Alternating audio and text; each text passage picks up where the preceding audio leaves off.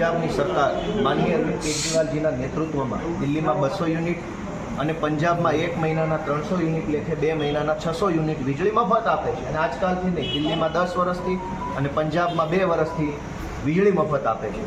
અને જનતાને ડાયરેક્ટ એમના ખિસ્સાને લાભ થાય એવું કામ માનનીય અરવિંદ કેજરીવાલજીના નેતૃત્વમાં આમ આદમી પાર્ટીએ કર્યું છે.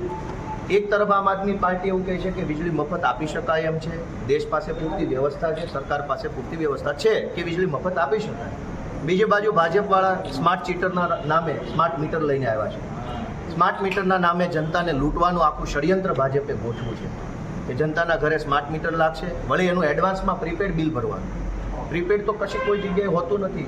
સમાજમાં આપણે રહીએ છીએ, ક્યાંય પણ કોઈ પણ કામ હોય તો આપણે પહેલાં વસ્તુ લઈએ, પહેલાં સેવા લઈએ, પહેલાં સુવિધા લઈએ, પછી પૈસા આપીએ છીએ. આ પહેલી વખત ભાજપ એવું ઈચ્છે છે કે પહેલાં પૈસા ભરી દો ને પછી તમને વીજળી નસીબમાં છે તો મળશે. અમારી આજે આમ આદમી પાર્ટી દ્વારા સમગ્ર ગુજરાતમાં આવેદનપત્ર આપી આ સ્માર્ટ મીટરનો વિરોધ કરવામાં આવે છે. સ્માર્ટ મીટરો છે એ જનતાને લૂંટવાનો એક અભ્યાસ છે. સ્માર્ટ મીટરોના માધ્યમથી પોતાના મળતિયાઓને ટેન્ડરો આપીને, કોન્ટ્રાક્ટ આપીને ભાજપના માણસોને ફાયદો થાય એવું આ અમલમાં મૂકવાની ભાજપની મનસા છે. એની સામે આમ આદમી પાર્ટી વિરોધ કરે છે. આજે અમે આવેદનપત્ર આપ્યું છે અને કોઈપણ સંજોગોમાં સ્માર્ટ મીટર લગાવવાના બદલે અરવિંદ કેજરીવાલની જેમ 300 યુનિટ વીજળી મફત આપવામાં આવે એવી અમારી માંગણી છે. આગામી દિવસોમાં શું રણનીતિ છે? આગામી દિવસોમાં ગામડે ગામડે, શેરીએ શેરીએ, મહોલ્લે મહોલ્લે જઈશું, લોકોને મળીશું, એમને સમજાવીશું કે આ સ્માર્ટ મીટરના પ્રોજેક્ટની પાછળ ભાજપનો શું બદ ઇરાદો છે, કેવી રીતે જનતાના ખિસ્સામાંથી પૈસા કાઢી લેવાની બધાન જ છે ભાજપની, એ લોકોને અમે સમજાવીશું. તો ખાસ કરીને તમે ભાજપના જે કાર્યકરો છે, ભાજપના હોદ્દેદારો છે, એના ઘરે મીટર લગાવવાની વાત કરી છે, શું કહેશો? ભાજપવાળાનો એવો દાવો છે કે આ સ્માર્ટ મીટરથી જનતાને ખૂબ ફાયદો થશે, ગ્રાહકોને સારું થશે, વગેરે વગેરે વગેરે. જો ભાજપવાળા એવું માનતા હોય કે સ્માર્ટ મીટરથી ફાયદો છે તો બધા જ પેજ પ્રમુખોના ઘરે પહેલા તબક્કામાં સ્માર્ટ મીટર લગાવી દેવા જોઈએ. બીજા તબક્કામાં ભાજપના તાલુકા પ્રમુખો, જિલ્લા પ્રમુખો અને વોર્ડ પ્રમુખોના ઘરે સ્માર્ટ મીટર લગાવો.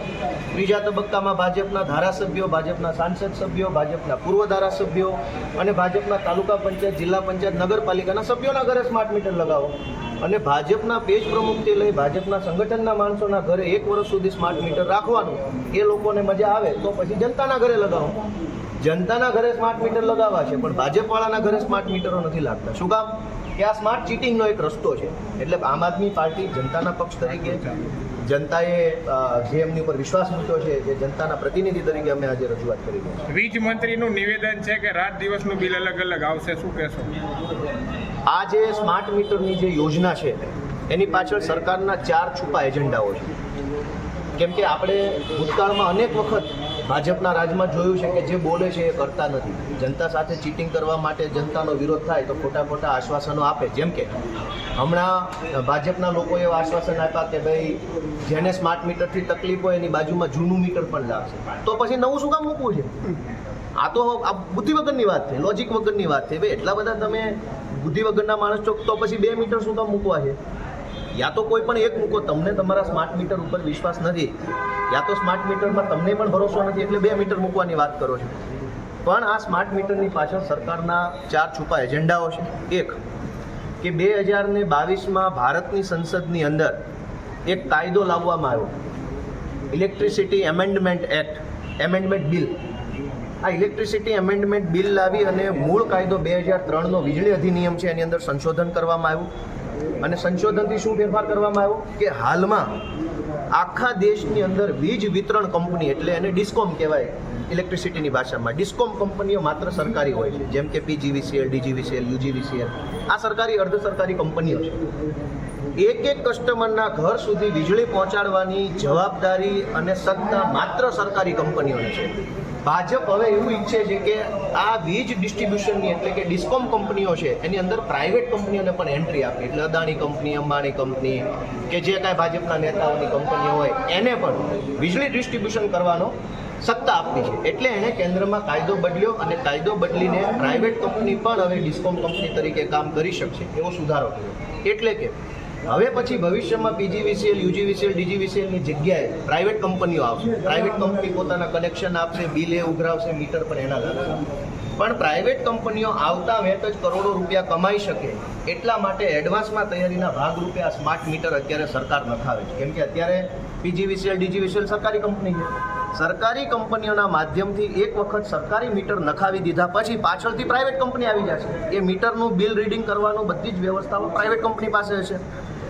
આ સ્માર્ટ મીટરો પાછળનો સરકારનો એક બીજો બદ ઇરાદો છે. પહેલો કે પ્રાઇવેટ કંપનીઓ લાવવા માંગે છે. બીજો બદ ઇરાદો કે કેન્દ્ર સરકારના વીજળી મંત્રી એક દિવસે કેટલા વપરાય એ નક્કી કરશે અને એના આધારે રાતનું બિલ અલગ ને દિવસનું બિલ અલગ લાવવામાં આવશે. આ કેન્દ્ર સરકારના વીજળી મંત્રીના શબ્દો છે, જે ગુજરાતના તમામ ટીવીમાં અને અખબારમાં વર્ષ 2022માં અને 23માં છપાઈ ચૂક્યા છે. એટલે બીજો બદ ઇરાદો એ છે કે ગમે તેમ કરીને વીજળીના સ્માર્ટ મીટરો નાખી દેવા, આ સ્માર્ટ મીટરોને પછી પ્રાઇવેટ કંપનીને સોંપી દેવા. પ્રાઇવેટ કંપની દિવસનો અલગ ચાર્જ, રાતનો અલગ ચાર્જ લે. આ બીજો બદ ઇરાદો. ત્રીજો બદ ઇરાદો પ્રીપેડ, કે સરકાર એમ કહે છે કે પહેલાં પૈસા ભરી દો પછી લાઇટ લો. પહેલાં પૈસા તો કશે દેવાના નથી હોતા. આપણે ગાડીનું પંચર કરાવવા જઈએ તો પંચર થઈ જાય પછી પૈસા દેવાના હોય છે. રેસ્ટોરન્ટમાં જમવા જઈએ તો જમી લીધા પછી પૈસા દેવાના હોય છે. પેટ્રોલ પંપ ઉપર પેટ્રોલ ભરાવીએ તો પણ પહેલાં પેટ્રોલ પછી પૈસા દેવાના હોય. પહેલાં પૈસા તો સરકાર પોતે નથી આપતી. 1 મહિનો સરકારી નોકરી કરો ત્યારે પહેલી તારીખે પગાર આપે છે. સરકારે કોઈ એડવાન્સમાં પ્રીપેડ પેમેન્ટ સેલરી આપતી નથી. તો સિસ્ટમ જ એવી બનેલી છે કે પહેલાં કામ, પહેલાં સુવિધા, પહેલાં વ્યવસ્થા, પછી પૈસા. હવે જે માણસ નોકરી પ્રાઇવેટ કરે છે એનો પગાર તો 5 તારીખે આવશે, પણ લાઇટનું બિલ એને 15 કે 20 તારીખે પ્રીપેડમાં ભરવું પડશે. તો કેવી રીતે શક્ય બનશે? તો આ ત્રીજો બદ ઇરાદો છે કે પ્રીપેડના નામે કરોડો રૂપિયા ઉઘરાવી લઈ એ કરોડો રૂપિયામાંથી મોટાભાગના પૈસા ભાજપના ચૂંટણી ફંડમાં નાખી અને મજા કરવાનો ઈરાદો ભાજપનો હોય એવું લાગે છે. અને ચોથી વાત કે ગુજરાતમાં ભાજપને સતત મત જનતાએ આપ્યા પછી ભાજપે જનતાની શું હાલત કે બધું જ પ્રાઇવેટ કરી નાખ્યું. બધું જ પ્રાઇવેટ. શિક્ષણ મંત્રી સરકારી પણ શિક્ષણ પ્રાઇવેટ લેવાનું, આરોગ્ય મંત્રી સરકારી પણ દવાખાના પ્રાઇવેટ, વાહન વ્યવહાર મંત્રી પોતે સરકારી શું પ્રાઇવેટ, વીજળી મંત્રી સરકારી, વીજળી લેવાની પ્રાઇવેટ કંપની પાસે. તો ગુજરાતમાં સરકારીના નામે ખાલી મંત્રી જ વધ્યા છે. સરકારી મંત્રી સિવાય બધું પ્રાઇવેટ થઈ ગયું છે.